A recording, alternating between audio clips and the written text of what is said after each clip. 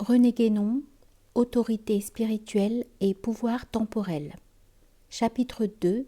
Fonction du sacerdoce et de la royauté. L'opposition des deux pouvoirs spirituels et temporels, sous une forme ou sous une autre, se rencontre à peu près chez tous les peuples, ce qui n'a rien de surprenant puisqu'elle correspond à une loi générale de l'histoire humaine, se rattachant d'ailleurs à tout l'ensemble de ces lois cycliques auxquelles, dans presque tous nos ouvrages, nous avons fait de fréquentes allusions. Pour les périodes les plus anciennes, cette opposition se trouve habituellement dans les données traditionnelles, exprimées sous une forme symbolique, comme nous l'avons déjà indiqué précédemment en ce qui concerne les Celtes. Mais ce n'est pas cet aspect de la question que nous nous proposons spécialement de développer ici. Nous retiendrons surtout, pour le moment, deux exemples historiques pris l'un en Orient et l'autre en Occident.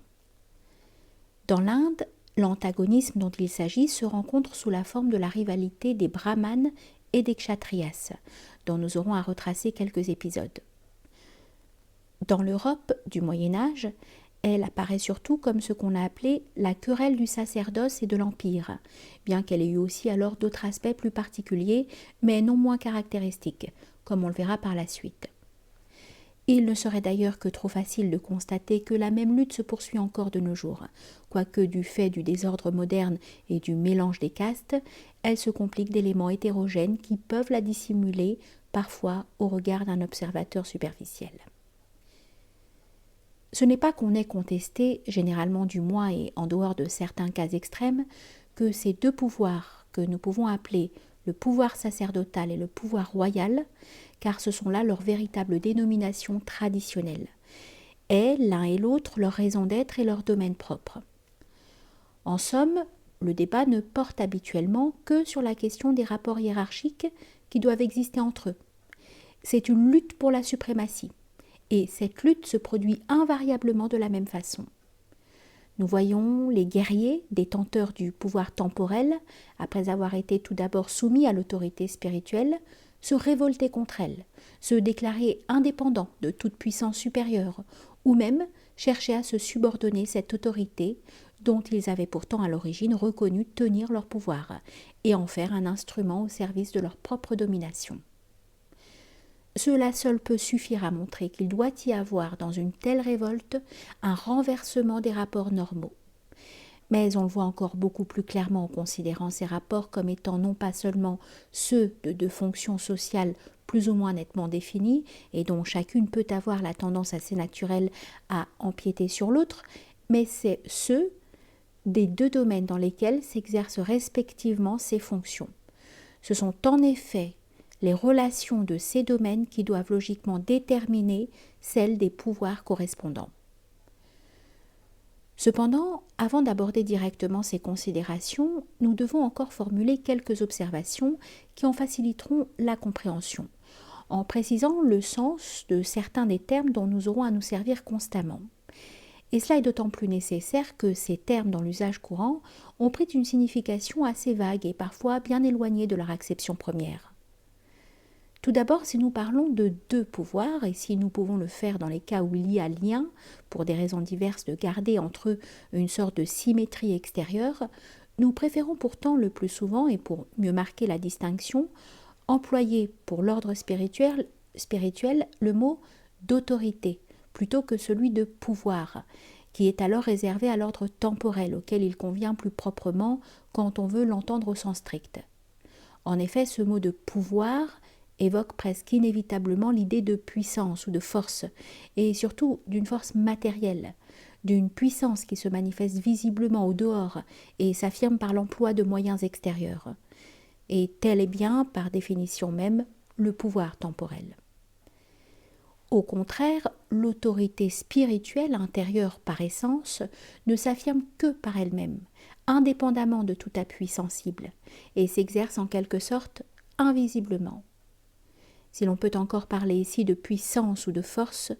ce n'est que par transposition analogique, et du moins dans le cas d'une autorité spirituelle à l'état pur, si l'on peut dire. Il faut bien comprendre qu'il s'agit alors d'une puissance tout intellectuelle, dont le nom est sagesse,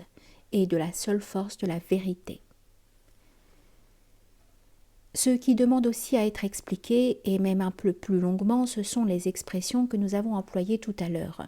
de pouvoir sacerdotal et de pouvoir royal. Que faut-il entendre ici exactement par sacerdoce et par royauté? Pour commencer par cette dernière, nous dirons que la fonction royale comprend tout ce qui, dans l'ordre social, constitue le gouvernement proprement dit,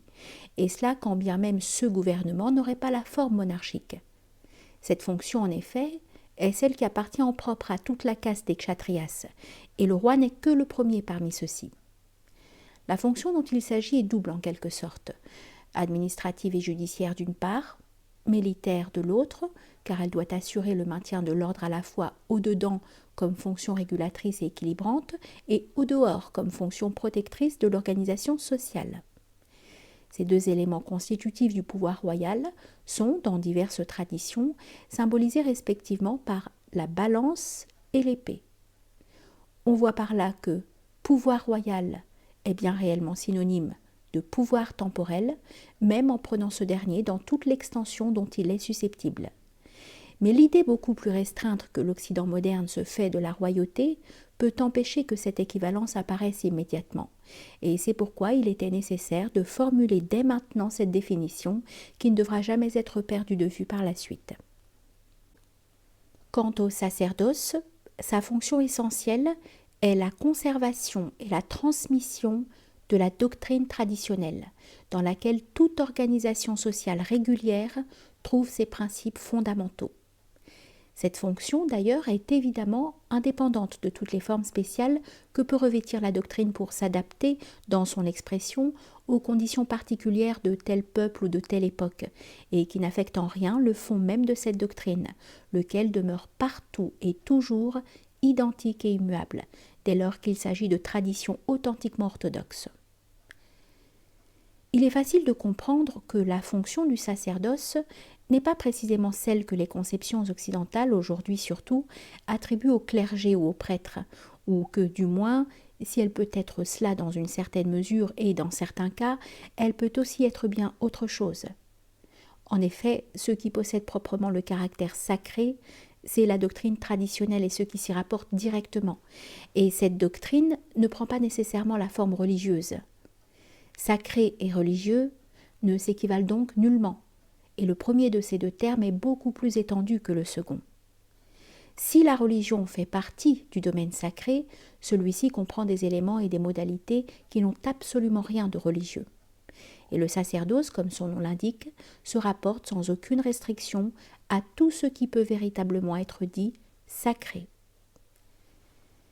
La vraie fonction du sacerdoce est donc avant tout une fonction de connaissance et d'enseignement. Et c'est pourquoi, comme nous le disions plus haut, son attribut propre est la sagesse. Assurément, certaines autres fonctions plus extérieures, comme l'accomplissement des rites, lui appartiennent également parce qu'elles requièrent la connaissance de la doctrine, en principe tout au moins, et participent du caractère sacré qui est inhérent à celle-ci. Mais ces fonctions ne sont que secondaires, contingentes, et en quelque sorte accidentelles. Si, dans le monde occidental, l'accessoire semble ici être devenu la fonction principale, sinon même unique, c'est que la nature réelle du sacerdoce y est à peu près complètement oubliée. C'est là un des effets de la déviation moderne, négatrice de l'intellectualité, et qui, si elle n'a pu faire disparaître tout enseignement doctrinal, l'a du moins minimisé et rejeté au dernier plan. Qu'il n'en ait pas toujours été ainsi, le mot même de clergé en fournit la preuve, car originairement, clerc ne signifie pas autre chose que savant, et il s'oppose à laïc, qui désigne l'homme du peuple, c'est-à-dire du vulgaire, assimilé à l'ignorant ou au profane, à qui on ne peut demander que de croire ce qu'il n'est pas capable de comprendre, parce que c'est là le seul moyen de le faire participer à la tradition dans la mesure de ses possibilités. Il est même curieux de noter que les gens qui à notre époque se font gloire de se dire laïcs, tout aussi bien que ceux qui se plaisent à s'intituler agnostiques, et d'ailleurs ce sont souvent les mêmes, ne font en cela que se vanter de leur propre ignorance. Et pour qu'ils ne se rendent pas compte que tel est le sens des étiquettes dont ils se parent, il faut que cette ignorance soit en effet bien grande et vraiment irrémédiable. Si le sacerdoce est par essence le dépositaire de la connaissance traditionnelle, ce n'est pas à dire qu'il en est le monopole, puisque sa mission est non seulement de la conserver intégralement, mais aussi de la communiquer à tous ceux qui sont aptes à la recevoir, de la distribuer en quelque sorte hiérarchiquement, suivant la capacité intellectuelle de chacun. Toute connaissance de cet ordre a donc sa source dans l'enseignement sacerdotal, qui est l'organe de sa transmission régulière, et ce qui apparaît comme plus particulièrement réservé au sacerdoce, en raison de son caractère de pure intellectualité, c'est la partie supérieure de la doctrine, c'est-à-dire la connaissance des principes mêmes, tandis que le développement de certaines applications convient mieux aux aptitudes des autres hommes que leurs fonctions propres mettent en contact direct et constant avec le monde manifesté, c'est-à-dire avec le domaine auquel se rapportent ces applications. C'est pourquoi nous voyons dans l'Inde, par exemple, que certaines branches secondaires de la doctrine ont été étudiées plus spécialement par les kshatriyas, tandis que les brahmanes n'y attachent qu'une importance très relative, leur attention étant sans cesse fixée sur l'ordre des principes transcendants et immuables, dont tout le reste n'est que conséquence accidentelle, ou, si l'on prend les choses en sens inverse, sur le but suprême par rapport auquel tout le reste n'est que moyen contingent et subordonné. Il existe même des livres traditionnels qui sont particulièrement destinés à l'usage des kshatriyas parce qu'ils présentent des aspects doctrinaux adaptés à leur propre nature. Il y a des sciences traditionnelles qui conviennent surtout aux kshatriyas, tandis que la métaphysique pure est l'apanage des brahmanes. Il n'y a là rien que de parfaitement légitime, car ces applications ou adaptations font aussi partie de la connaissance sacrée envisagée dans son intégralité. Et d'ailleurs, bien que la caste sacerdotale ne s'y intéresse pas directement pour son propre compte, elles sont néanmoins son œuvre, puisqu'elle seule est qualifiée pour en contrôler la parfaite conformité avec les principes. Seulement, il peut arriver que les kshatriyas, quand ils entrent en révolte contre l'autorité spirituelle, méconnaissent le caractère relatif et subordonné de ces connaissances, qu'en même temps ils considèrent comme leur bien propre et nient les avoir reçus des brahmanes, et qu'enfin ils aillent même jusqu'à les prétendre supérieures à celles qui sont la possession exclusive de ces derniers. Ce qui résulte de là, c'est dans les conceptions des kshatriyas révoltés, le renversement des rapports normaux entre les principes et leurs applications, ou même parfois, dans les cas les plus extrêmes, la négation pure et simple de tout principe transcendant. C'est donc dans tous les cas la substitution de la physique à la métaphysique, en entendant ces mots dans leur sens rigoureux étymologique, ou, en d'autres termes, ce qu'on peut appeler le naturalisme, ainsi qu'on le verra mieux encore par la suite. De cette distinction dans la connaissance sacrée ou traditionnelle, de deux ordres que l'on peut d'une manière générale désigner comme celui des principes et celui des applications, ou encore suivant ce que nous venons de dire comme l'ordre métaphysique et l'ordre physique, était dérivée dans les mystères antiques, en Occident aussi bien qu'en Orient, la distinction de ce qu'on appelait les grands mystères et les petits mystères, ceux-ci comportant en effet essentiellement la connaissance de la nature, et cela la connaissance de ce qui est au-delà de la nature. Cette même distinction correspond précisément à celle de l'initiation sacerdotale et de l'initiation royale, c'est-à-dire que les connaissances qui étaient enseignées dans ces deux sortes de mystères étaient celles qui étaient regardées comme nécessaires à l'exercice des fonctions respectives des brahmanes et des kshatriyas, ou de ce qui était l'équivalent de ces deux castes dont les institutions des divers peuples, mais bien entendu,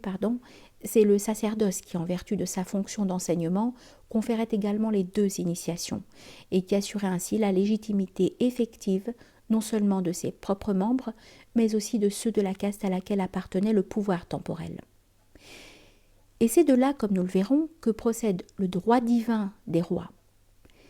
S'il en est ainsi, c'est que la possession des grands mystères implique a fortiori, et comme par surcroît, celle des petits mystères. Comme toute conséquence et toute application est contenue dans le principe dont elle procède, la fonction supérieure comporte éminemment les possibilités des fonctions inférieures. Il en est nécessairement ainsi dans toute hiérarchie véritable, c'est-à-dire fondée sur la nature même des êtres. Il est encore un point que nous devons signaler ici, au moins sommairement et sans y insister outre mesure.